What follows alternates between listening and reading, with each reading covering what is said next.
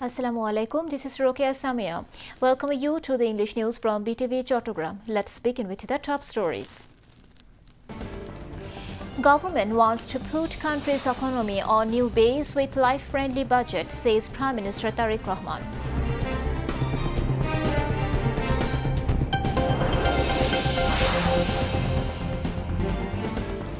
Renowned cultural figure, former Director General of BTV, Mustafa Manwar passes away.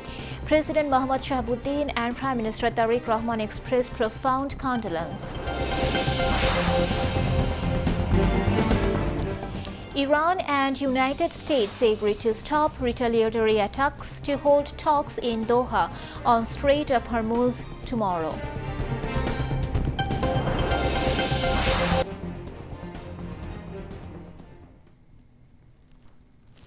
Viewers, those were the top stories. Now moving on to the details. The proposed budget for 2026-27 has been termed as life-friendly by the Leader of Parliament and Prime Minister Tariq Rahman.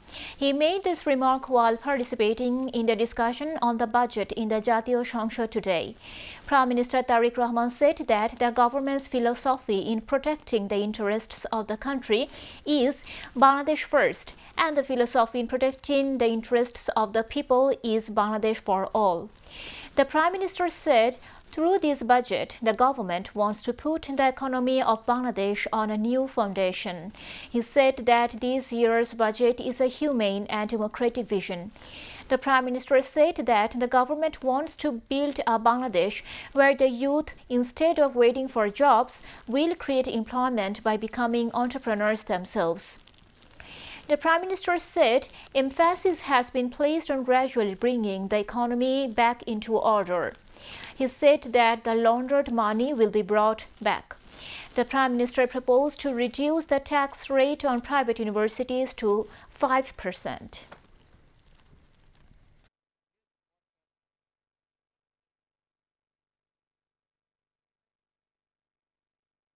বিভিন্ন অর্থনৈতিক সংকট, দুর্নীতি, পাচার সবকিছুকে সামনে রেখেই এই budget আমাদেরকে প্রণয়ন করতে হয়েছে।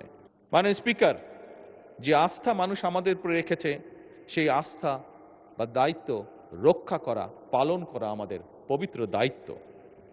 এবং দেশের স্বার্থ রক্ষায় আমাদের প্রথম দর্শন হলো সবার আগে বাংলাদেশ।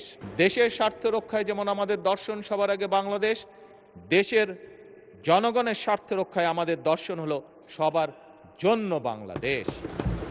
এবং এর পাশাপাশি জনগণ একটি ন্যায়ভিত্তিক রাষ্ট্র চায়। মাননীয় স্পিকার, এটি একটি মানুষের চাওয়া। এখন স্বচ্ছ এবং জবাবদিহিমূলক সরকার এবং প্রশাসন চায়। বর্তমান সরকার জনগণের সেই আকাঙ্ক্ষা পূরণে আমি মনে করি শুধু বর্তমান সরকারে নয়, বরং আমি মনে করি এই পুরা সংসদ জনগণের সেই আকাঙ্ক্ষা পূরণে একসাথে থেকে কাজ করতে অঙ্গীকারবদ্ধ। মাননীয় স্পিকার, আমি এই মহান সংসদের সকল সদস্যকে, আমার দলের সংসদ সদস্য এবং উইথ রেসপেক্ট বিরোধী দলীয় সকল সংসদ সদস্যকে আহ্বান জানিয়ে বলতে চাই, এই বাজেট শুধু সরকারের বাজেট হিসেবে নয়। আসুন আমরা সকলে এই বাজেটকে একটি জাতি পুনর্গঠনের বাজেট হিসেবে দেখার চেষ্টা করি। দেশের অর্থনীতি পুনরুদ্ধার, জনগণের কষ্ট লাঘব, আর্থিক খাতে শৃঙ্খলা প্রতিষ্ঠা, আস্থা ফেরানো, কৃষক, শ্রমিক, তরুণ, নারী, প্রবাসী উদ্যোক্তাদের জন্য সৃষ্টি তৈরি এবং গণতান্ত্রিক প্রতিষ্ঠান শক্তিশালী করার প্রশ্নে আমরা সকলে ইনশাল্লাহ ঐক্যবদ্ধ থাকব। এই বাংলাদেশে যাতে আর কোনো ফ্যাসিবাদ, স্বৈরাচার কায়েম হতে না পারে, এই বাংলাদেশকে যাতে আর কেউ তাদের তাবেদার রাষ্ট্র বানাতে না পারে, এই হোক আমাদের আজকের প্রত্যয়। Prime Minister Tariq Rahman directed the authorities concerned to nationalize Tindu Junior Secondary School, a remote education institution in Tanju Upazila of Bandhaban district, after learning that its headmaster has been operating a boat service to pay teachers honorarium. Education Minister A.N.M. Ehsanul Haq Milan announced the decision during the budget discussion in Parliament yesterday, saying he was conveying the Prime Minister's instruction. The headmaster of this school, Bamung Kiang Minglen, used to earn money by driving a motorized boat on holidays to pay the salaries of his colleagues. After the matter came to the attention of the Prime Minister, he immediately ordered the nationalization of the school. Established in 2020, the school currently has 56 students, as most families in the area are poor and unable to pay tuition fees regularly. The institution has long struggled to pay its teachers and staff. Renowned cultural personality, 21 Padak recipient and former Director General of Bangladesh Television, Mustafa Monwar, passed away. Inna lillahi wa inna ilahi rajiun. He died today while undergoing treatment at a hospital in the capital after suffering from prolonged health complications. Mustafa Monwar was admitted to the hospital on 14th June after being diagnosed with pneumonia. As his condition worsened, he was shifted to the intensive care unit and remained in critical condition due to a severe bacterial infection in his lungs. Throughout his distinguished career, Mustafa Monwar made remarkable contributions to art, children's television programs, broadcasting, and the country's cultural sector. He was honored with the 21 Padak in recognition of his outstanding contributions to arts and culture. His death has cast a shadow of grief over the country's cultural community. President Mohammad Shahabuddin and Prime Minister Tariq Rahman expressed deep shock and sorrow at the death of Mustafa Monwar. In a condolence message, the Prime Minister said, "The nation will always remember his contributions with profound respect, and his works and ideals will continue to inspire the generations to come." Information and Broadcasting Minister Johruddin Shapon and State Minister Yasir Khan Chaudhry expressed deep sorrow at his passing. Bangladesh Television also expressed profound condolence over the death of its former Director General. Colleagues, admirers, and well-wishers also expressed their condolences and prayed for the eternal peace of his soul.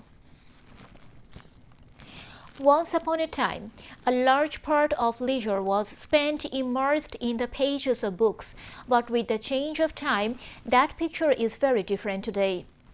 With the spread of digital technology, the leisure time of young people is now limited to the screens of their mobile phones. As a result, the tendency to visit the libraries as well as the habit of reading books is gradually decreasing.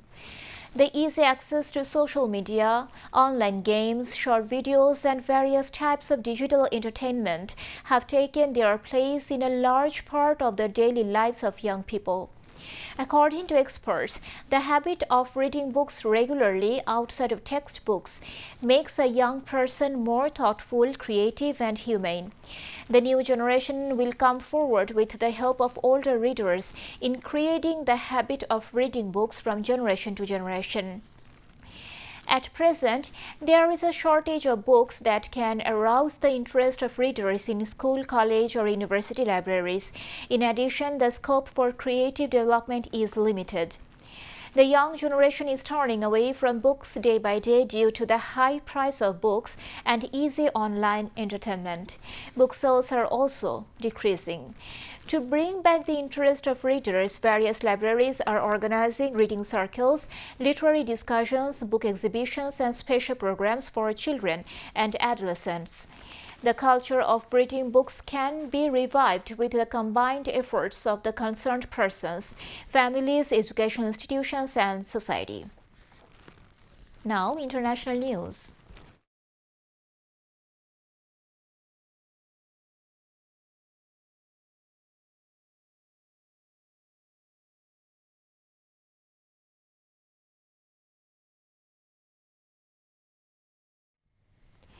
Iran and the United States have agreed to halt their retaliatory attacks.